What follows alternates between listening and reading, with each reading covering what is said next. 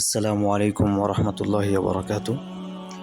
এটি হচ্ছে ইমাম শাফিঈ রহিমাহুল্লাহর মসজিদ এবং তার পাশেই রয়েছে ইমাম শাফিঈ রহিমাহুল্লাহর কবর।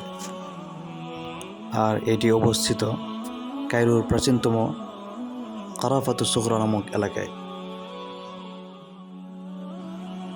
মসজিদুল ইমাম আশ-শাফিঈর কেবলার দিকে ইমাম শাফিঈ রহিমাহুল্লাহর কবর।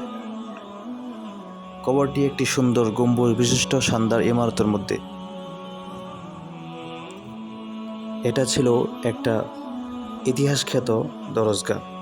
অত্যন্ত বড় মাপের আলেমগণই এখানে দরস্থানের যোগ্য বিবেচিত হতেন, কিন্তু এখন সেখানে দরস্তাদৃশের কিছুই আর অবশিষ্ট নেই।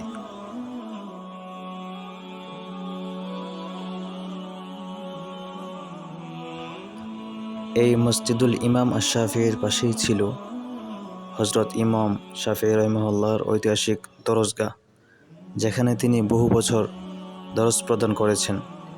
ইমাম শাফিঈর ওয়াফাতের পর হজরত জাকারিয়া আল আনসারী রহিমাহুল্লাহ এখানে দরস প্রদান করতেন। আইয়ুবী সুলতান আল কামিল 608 হিজরি মোতাবেক 1211 খ্রিস্টাব্দে ইমাম শাফিঈ রহিমাহুল্লাহ এর সম্মানে ইমারতটি নির্মাণ করেছিলেন। ইমারতটিকে বলা হয় কুব্বাতুল ইমাম আশ-শাফিঈ। মিশরের মধ্যযুগে এটি ছিল সুন্দরতম একটি ইমারত।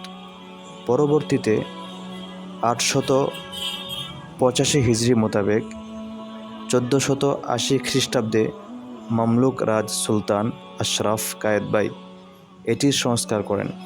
সুলতান সালাহউদ্দিন আইয়ুবীও এর সংস্কার করেন। এর মধ্যে রয়েছে ইমাম শাফিঈ রহিমাহুল্লাহ ও শাইখুল ইসলাম হযরত জাকারিয়া আনসারী রহিমাহুল্লাহ এর কবর।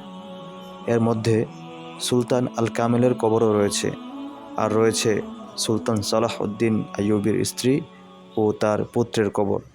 এছাড়া শাফিঈ মাযহাবের বেশ কিছু সংখ্যক মাশায়েখেরও কবর এখানে রয়েছে।